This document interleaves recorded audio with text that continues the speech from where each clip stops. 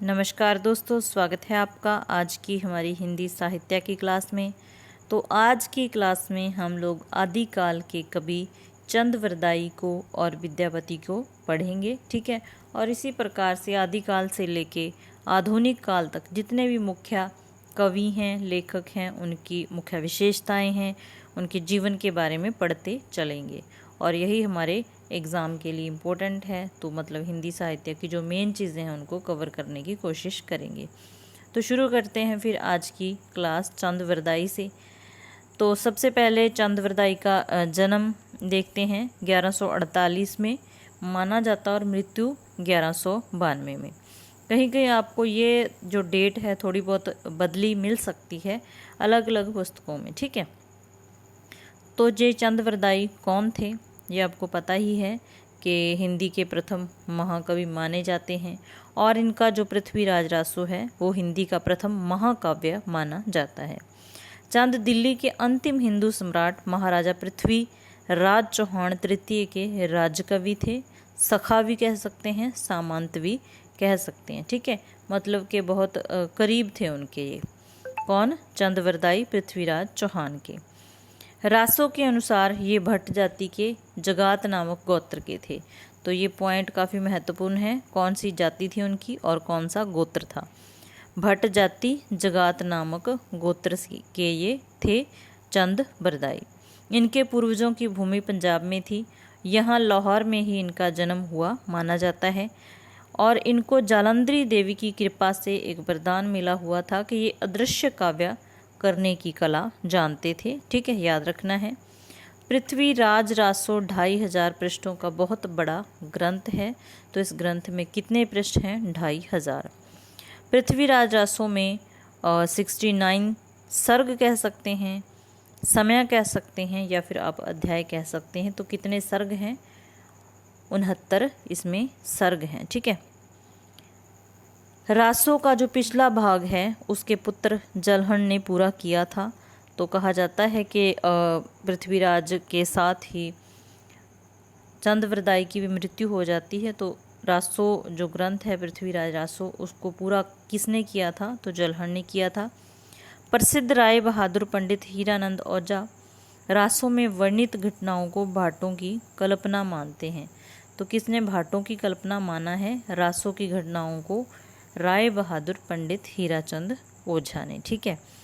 तो आपको पता है कि जो पृथ्वीराज चौहान थे वो अजमेर के चौहान राजा सोमेश्वर के पुत्र थे सोमेश्वर के, और अर्णोराज के पुत्र थे। मतलब कि अर्णोराज पृथ्वीराज चौहान का दादा था, ठीक है।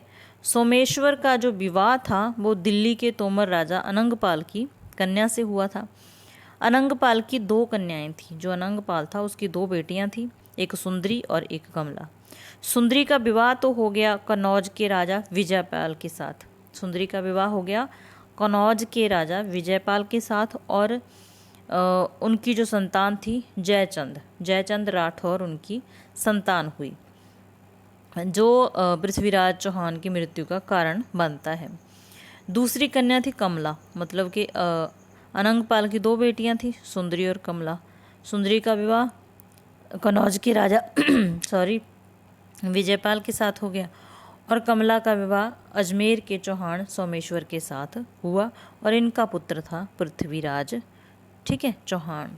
और रिश्तेदारी में देखें तो जो जयचंद और पृथ्वीराज थे दोनों मौसेरे भाई थे और जयचंद की बेटी संयोगिता थी, जिसकी वजह से काफ़ी मतलब बवाल होता है। वो हिस्ट्री में आप सभी लोगों ने पढ़ा होगा, जिसके पास हिस्ट्री है। तो हमने तो बस यहीं तक जानना था। आगे रासों में पृथ्वीराज चौहान की माता कमला बताया जाता है। मैंने ये आपको इसलिए बताया तो ताकि आपको पता चल सके कि रासों के अनुसार जो पृथ्वीराज की माता है वो कौन है? कमला है।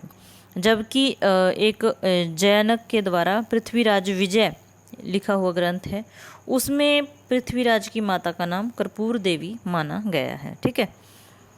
पृथ्वीराज रासों में वीर रस और श्रृंगार रस है। ये आपके एग्ज़ाम के लिए इम्पोर्टेंट क्वेश्चन बन सकता है। पृथ्वीराज रासों में कौन सा रस है? तो वीर भी है और श्रृंगार रस भी है। इसमें 68 छंदों का प्रयोग हुआ है और हजारी प्रसाद द्विवेदी ने पृथ्वीराज रासों को शुक शकी संवाद के रूप में रचित माना है। ठीक है। और पृथ्वीराज रासो एक ऐसा ग्रंथ है जिसको कुछ विद्वान कहते हैं कि ये प्रामाणिक है, कुछ कहते हैं अप्रामाणिक है और कुछ कहते हैं ये अर्ध प्रामाणिक है। तो ये विद्वानों के नाम आपको याद रखने पड़ेंगे कि किसने प्रामाणिक माना है और किसने अप्रामाणिक। ठीक है। तो प्रामाणिक मानने वाले कौन कौन हैं? श्याम सुंदर दास है, मिश्र बंधु है, मोहनलाल, विष्णु लाल पांडे है, कर्नल टॉड है। सभी नाम इम्पोर्टेंट हैं। अप्रामाणिक मानने वाले आचार्य रामचंद्र शुक्ल आ गए। आचार्य रामचंद्र शुक्ल जी का बहुत नाम आता है, तो ध्यान रखना है, वो इस ग्रंथ को अप्रामाणिक मानते हैं। देवी प्रसाद आ गया, कविराज श्यामल दास आ गया, गौरी शंकर हीराचंद ओझा आ गया, भुल्लर आ गया और मुरारी दान आ गया। तो ये सारे नाम याद रखने हैं। ये मानने वाले हैं अप्रामाणिक, मतलब कहते हैं कि ये ग्रंथ अप्रामाणिक है, इसकी घटनाएं प्रमाण से सत्य सिद्ध नहीं होती, मतलब तर्क के आधार पर ये सिद्ध नहीं होती।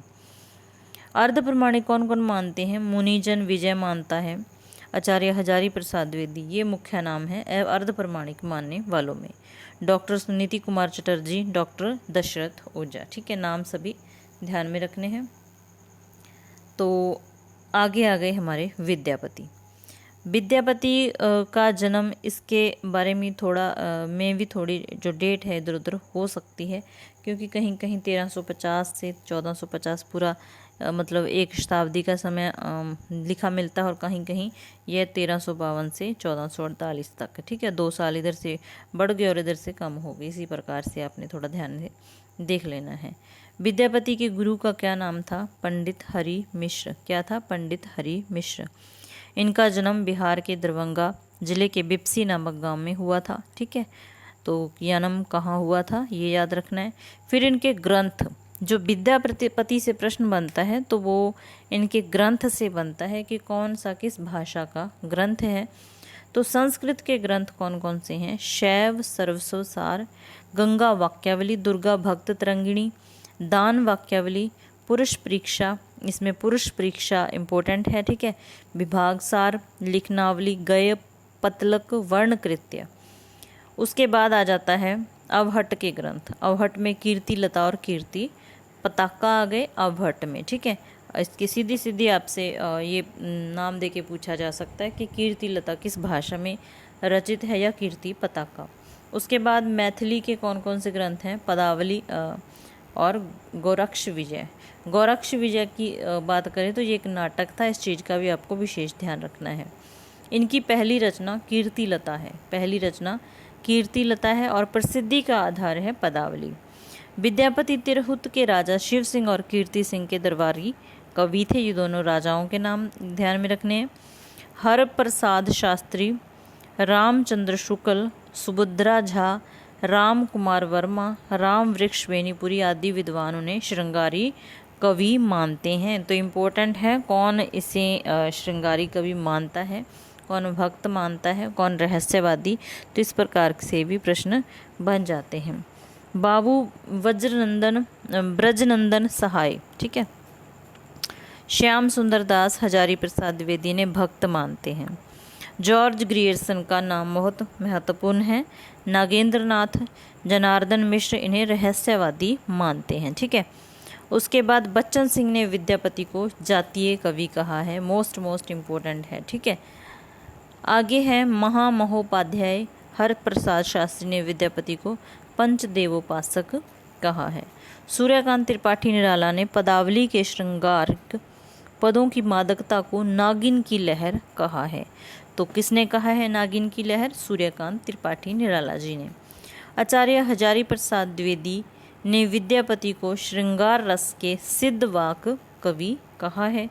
आचार्य शुक्ल ने इनके संबंध में लिखा है कि आध्यात्मिक रंग के चश्मे आजकल बहुत सस्ते हो गए हैं, उन्हें चढ़ाकर जैसे कुछ लोगों ने गीत गोविंद को आध्यात्मिक संकेत बताया, वैसे ही विद्यापति के इन पदों को भी। ठीक है, तो इस प्रकार से ये स्टेटमेंट भी पूछी जाती है। विद्यापति क्या थे? एक शैव थे। कौन से दर्शन से संबंधित थे? ठीक है, तो ये भी थोड़ा ध्यान में रखना है, बहुत बार पूछा जाता है। विद्यापति कृत कीर्ति लता की रचना भृंग भृंगी संवाद के रूप में हुई है। तो ये छोटी छोटी बातें हैं लेकिन पेपर में आपके ज़रूर काम आ सकती हैं। क्लास अच्छी लगी तो लाइक कर देना। लाइक करने और आपकी फीडबैक से बस एक मोटिवेशन मिलता है, ताकि नेक्स्ट क्लास किसी भी स्थिति में जल्दी बनाने को मन करता है। ठीक है, क्योंकि आपको पता ही है कि कैसे अगला मोटिवेट होता है और कैसे डीमोटिवेट होता है। ये सारी चीज़ें आप लोग समझ सकते हैं। कई बार बहुत मेहनत लगने के बाद वीडियो बनती है, लेकिन फिर भी रिस्पांस अच्छा नहीं आता, तो फिर बस ऐसे ही मन हो जाता है। तो अगर आपको वीडियो अच्छी लगे तो लाइक ज़रूर कर देना, और नए आए हो चैनल पर तो सब्सक्राइब कर लेना। अब कोशिश यही रहेगी कि लगातार वीडियो आपको प्रोवाइड करवाते रहें, ताकि आपकी अच्छी सारी तैयारी हो जाए और HPSC का जो एग्ज़ाम है आप अच्छे से क्रैक करके अपने सब्जेक्टिव एग्ज़ाम में बैठ पाएँ। ठीक है, तो फिर मिलते हैं नेक्स्ट वीडियो में। धन्यवाद।